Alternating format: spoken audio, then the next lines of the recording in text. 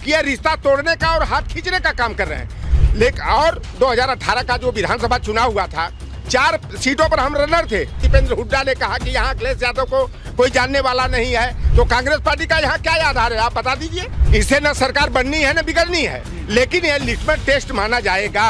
जैसे कि हरियाणा में भी बड़े पैमाने पर ईवीएम स्कैम हुआ है। वहाँ पे क्या बात हो रही है, क्योंकि आप उस ग्राउंड स्तर पर रहते हैं जहाँ पर बड़ी सैटेलाइट मीडिया भी नहीं पहुँच रही है। पीएम न्यूज नेटवर्क में आप सभी का स्वागत है। मैं हूं क्षितिज कांत। आप देख रहे हैं लगातार समाजवादी पार्टी और कांग्रेस को लेकर के जो इंडिया गठबंधन हुआ था उत्तर प्रदेश में लोकसभा चुनाव के दौरान, उसको लेकर के अब तमाम सवाल खड़े होने लगे हैं।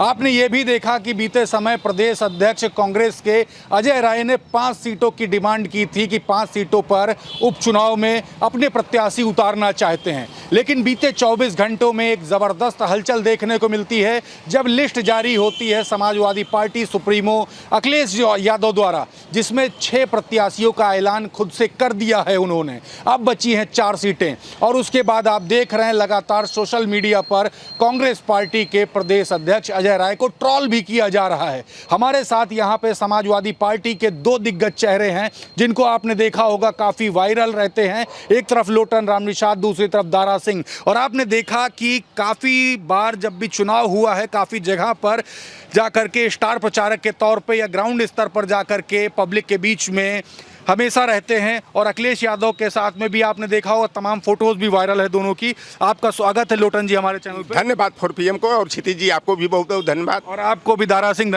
हमारा स्वागत है, बहुत बहुत धन्यवाद। हम एक सवाल लेंगे। 6 सीटों पर अभी नाम डिक्लेयर कर दिया है और दूसरी तरफ आप देख रहे हैं प्रदेश अध्यक्ष अजय राय को भी अब ट्रोल किया जा रहा है। 5 सीटों की डिमांड की थी। क्या चल रहा है अंदर, हलचल क्या चल रही है समाजवादी पार्टी खेमे पे सीटों को लेकर? बात मैं असलियत बता दूं, समाजवादी पार्टी के लोग या समाजवादी विचारधारा के लोग रिश्ता करते हैं तो रिश्ता निभाने में विश्वास रखते हैं, लेकिन कांग्रेस पार्टी का यह बार बार देखा जा रहा है कि यह रिश्ता तोड़ने का और हाथ खींचने का काम कर रहे हैं। मध्य प्रदेश, ये कैसे कह सकते हैं कि मध्य प्रदेश का लोग विधानसभा चुनाव हुआ, हम लोगों के 8 सीटों की मांग थी कि गठबंधन, जब इंडिया गठबंधन बना है तो समाजवादी पार्टी का आधार है तमाम छतरपुर हो, निवाड़ी हो, टीकमगढ़ हो और रीवा हो, सतना हो, कटनी हो, ये जो बेल्ट है यहाँ पर समाजवादी पार्टी का आधार वोट बैंक है। लेकिन और 2018 का जो विधानसभा चुनाव हुआ था, 4 सीटों पर हम रनर थे। एक सीट पर बिजावर पर शुक्ला जी विधायक बने थे और शुक्ला जी के एक विधायक की बदौलत कमलनाथ 15 महीने मुख्यमंत्री रहे। लेकिन जब गठबंधन की बात आई, कभी कांग्रेस पार्टी की तरफ से बात छन कर आती थी 16 सीट देंगे, 14 सीट देंगे, 12 देंगे, 8 देंगे, 9 देंगे, और करते करते 5 तक पर भी हुआ कि हम लोगों को दे देते हैं तो हम लोग जो है गठबंधन के तहत मजबूती से चुनाव लड़ेंगे। लेकिन कांग्रेस पार्टी ने धोखा वहाँ करने का काम किया। कमलनाथ ने कहा, वही जैसे हरियाणा में दीपेंद्र हुड्डा ने कहा कि यहाँ अखिलेश यादव को कोई जानने वाला नहीं है, समाजवादी पार्टी का कोई आधार नहीं है। कमलनाथ ने भी, जिसके विधायक की बदौलत 15 महीना मुख्यमंत्री रहे, और कह रहे हैं कि कौन है अखिलेश मैं नहीं जानता हूँ। और हुआ क्या कि मध्य प्रदेश में और राजस्थान में कांग्रेस की सरकार बननी थी, लेकिन वहाँ सरकार नहीं बना पाए। छत्तीसगढ़ में पुनर्वापसी की स्थिति थी, वहाँ भी सरकार से उनकी विदाई हुई। और वही अति विश्वास जो दीपेंद्र हुड्डा ने जो बयान अखिलेश यादव जी और समाजवादी पार्टी के विरोध में दिए, जिसका परिणाम हुआ कि कांग्रेस पार्टी की बनी हुई सरकार हाथ से निकल गई। और हमारे राष्ट्रीय अध्यक्ष जो है बहुत दरिया दिल नेता है, यह दोस्ती करते हैं तो लंबे समय तक चलाने का काम करते हैं। यही सवाल एक बनता है, क्या सीटें देंगे, क्या बड़ा दिल दिखाएंगे, क्योंकि अभी 4 सीटों पर प्रत्याशी नहीं उतारे हैं और कांग्रेस के भी जो तमाम जो समर्थक हैं वो भी आस लगाएं कि हाँ सीटें तो मिलेंगी। देखिए, पहली बात है, और हमें जहाँ तक है कि गाजियाबाद के अलावा दूसरी सीट शायद जो है कि समाजवादी पार्टी खैर की दे सकती है। और यह लोग जो बयानबाजी, कांग्रेस का आधार क्या है यहाँ उत्तर प्रदेश? अगर हमारा हरियाणा मध्य प्रदेश में आधार नहीं है तो कांग्रेस पार्टी का यहाँ क्या आधार है, आप बता दीजिए। अगर 17 सीट समाजवादी पार्टी ने कांग्रेस को इंडिया गठबंधन के साथ दिया, राहुल गांधी जी, अखिलेश यादव जी प्रचार किए, 6 सांसद इनके जीत के आए, लेकिन कांग्रेस पार्टी फिर वही धोखाधड़ी, वही विश्वासघात, हाथ खींचने का काम। तो अभी आपने कहा गाजियाबाद के बाद खैर सीट दे सकती है, मतलब 2 सीटों पर कहीं ना कहीं सहमति समाजवादी पार्टी की गठबंधन में हो सकती है। देखिए, ये राहुल गांधी जी, मल्लिकार्जुन खड़गे जी और अखिलेश यादव जी को निर्णय करना है। मैं कयास लगा रहा हूं कि गाजियाबाद की सीट और खैर की सीट दिया जा सकता है, क्योंकि हम लोगों का प्रयास है, इससे न सरकार बननी है न बिगड़नी है, लेकिन यह लिटमस टेस्ट माना जाएगा। और योगी जी जिस तरह से सीटों को जीतने के लिए जो है नंगा नाच करा रहे हैं, प्रशासनिक गुंडाई कराने का प्रयास कर रहे हैं। पहले जहां जहां बाई इलेक्शन था, जो मुस्लिम बीएलओ थे उनको हटाकर बाहर कर दिया गया। अब पता लगा है कि जो पुलिस विभाग में और राजस्व विभाग में जो चुनाव संचालन में चुनावी प्रक्रिया में काम करते हैं अधिकारी और कर्मचारी, उनको हटा दिया गया। मिल्कीपुर में जितने पासी पुलिस वाले थे, अधिकारी थे, कर्मचारी थे, सबको जो है कि बाहर किया जा रहा है।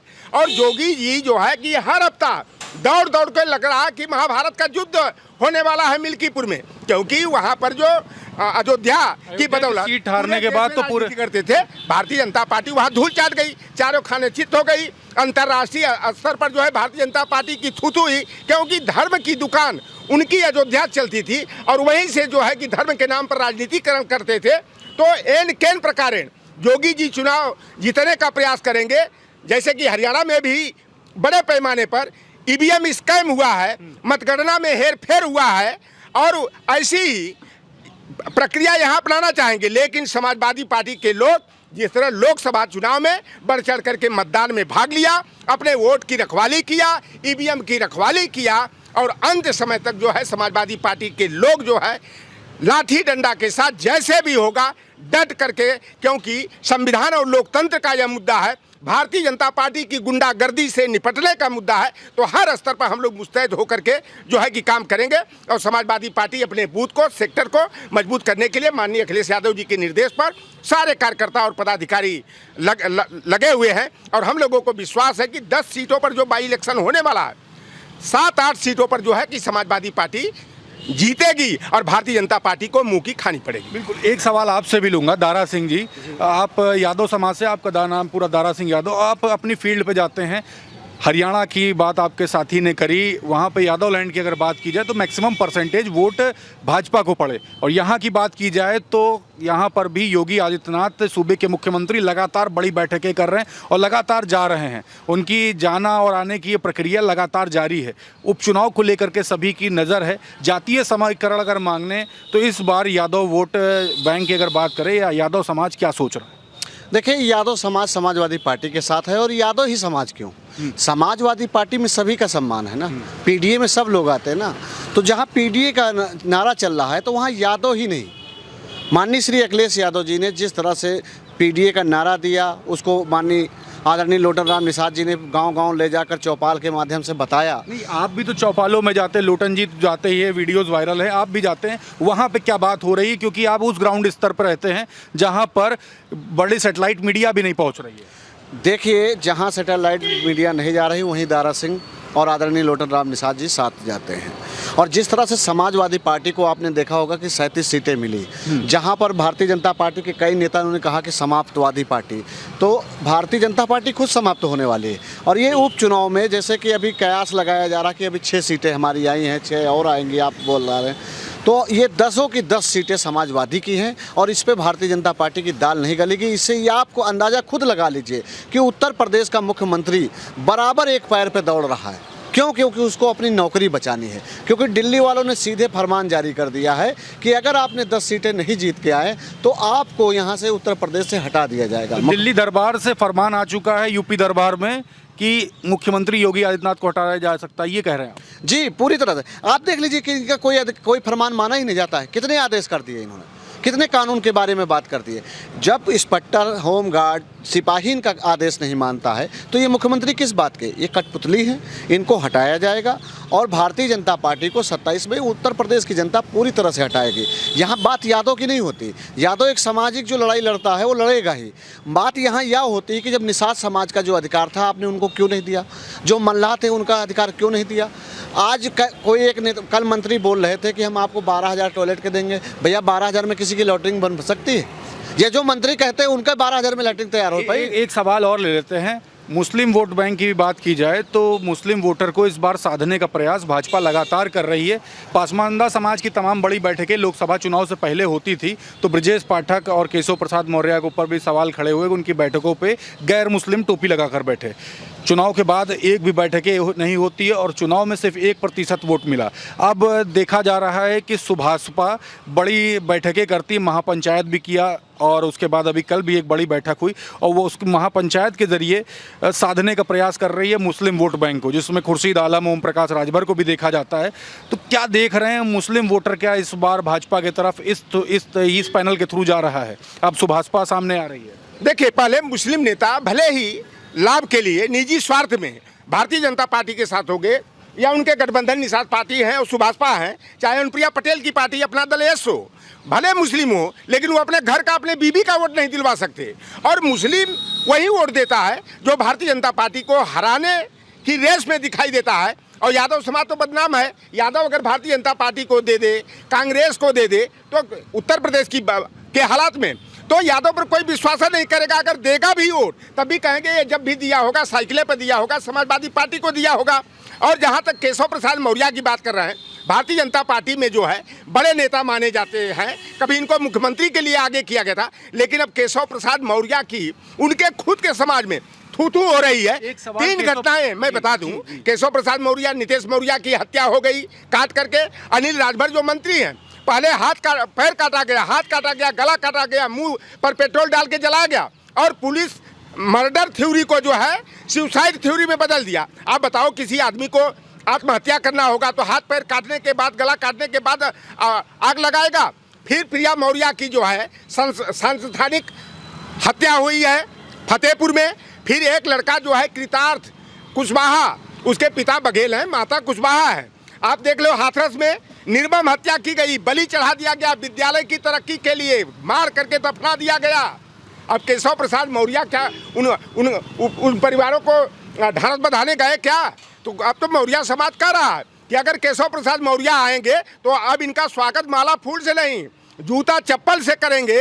और हम लोग जो है कि आप गलती किए। अब जिस तरह लोकसभा चुनाव में हम लोगों ने समाजवादी पार्टी का साथ दिया, भारतीय जनता पार्टी के जो है कि ओबीसी SC विरोधी कदमों के कारण, अब तो खुल करके जो है कि मौर्य समाज एकजुट होकर लोकसभा में तो थोड़ा कुछ 10-25% 30% बढ़ गया था, लेकिन विधानसभा का उपचुनाव होगा, चाहे 2027 का विधानसभा चुनाव होगा, मौर्य समाज पूरी तरह से जो है समाजवादी पार्टी के साथ रहेगा, भारतीय जनता पार्टी का खदेड़ा करेगा। एक सवाल आपसे यहीं पर लूंगा। केशव प्रसाद मौर्य को लेकर के तमाम बातें यहाँ पर करी आपके साथी ने, लोटन जी ने।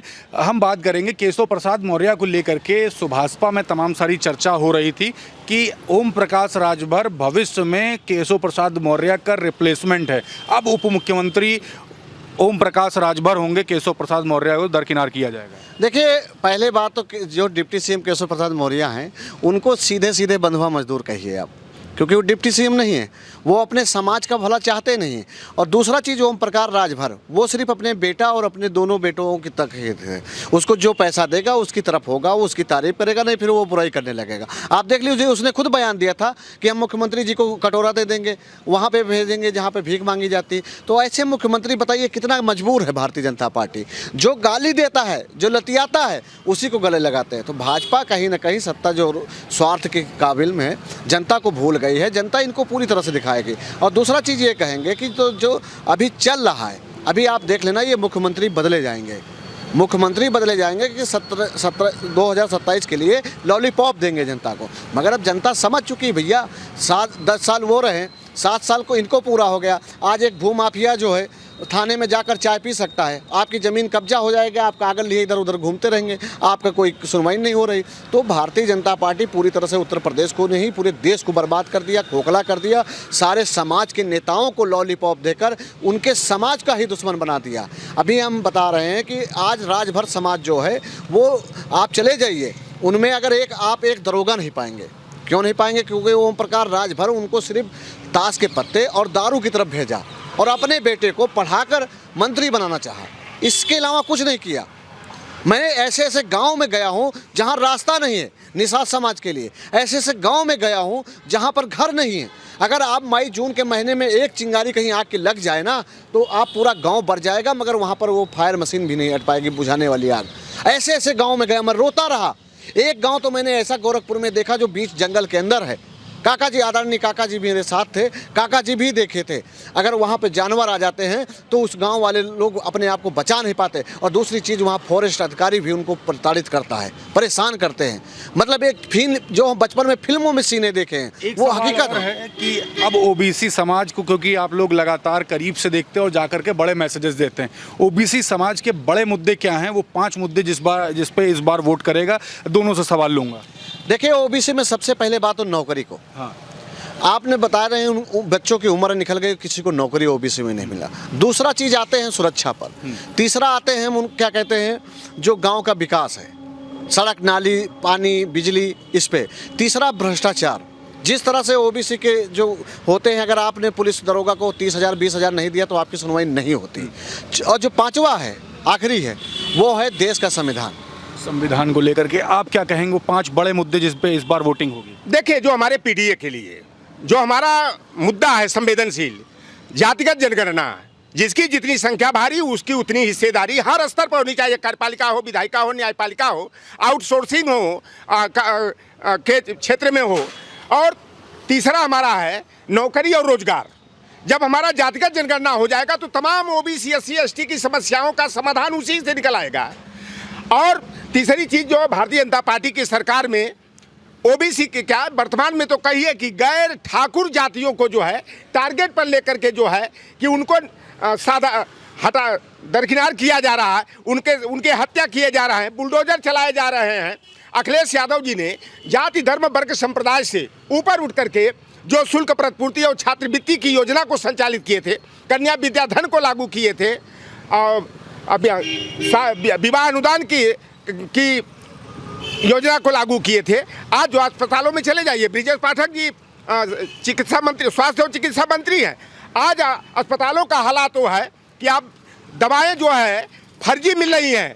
जो अपने रोग के निस्तारण के लिए दवा लेते हैं उस अपेक्षा में, लेकिन वह जहर पी रहे हैं। तो भारतीय जनता पार्टी जो है कि पूरे जो है कि व्यवस्था को चरमरा दी है।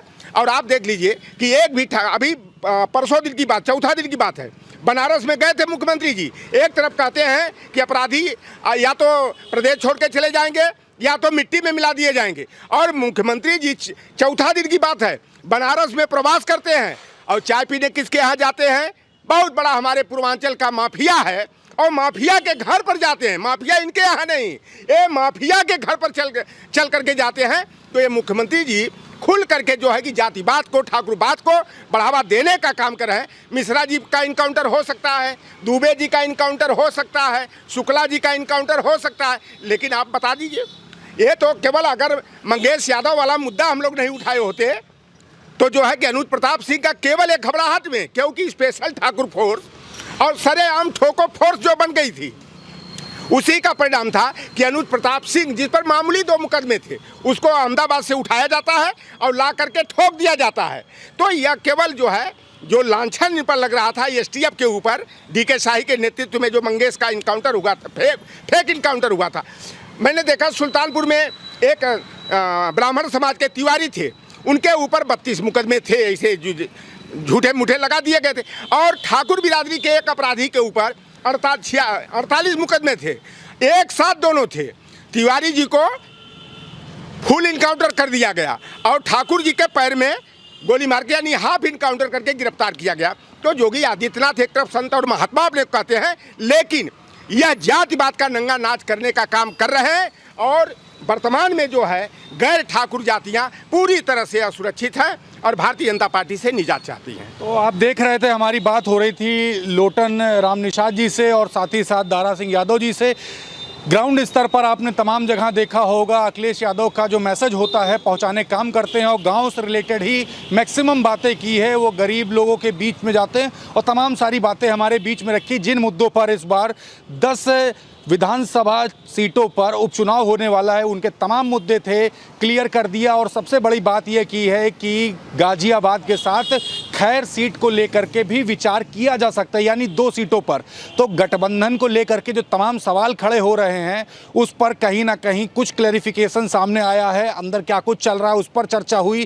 कैसी लगी आपको पूरी चर्चा, कमेंट बॉक्स में लिखते रहिएगा और जुड़े रहिएगा 4 PM न्यूज़ नेटवर्क के साथ ग्राउंड रिपोर्ट के लिए। और ग्राउंड से जुड़े नेताओं से आपको मिलाता रहूँगा। आपके जो सवाल है वो कमेंट बॉक्स में लिखिए, मैं पूछूंगा ज़रूर। और वीडियो जितना ज़्यादा हो सकेगा शेयर ज़रूर करिएगा। मैं हूँ क्षितिज कांत, कैमरा पर्सन शुभम के साथ 4 PM न्यूज़ नेटवर्क के लिए। धन्यवाद।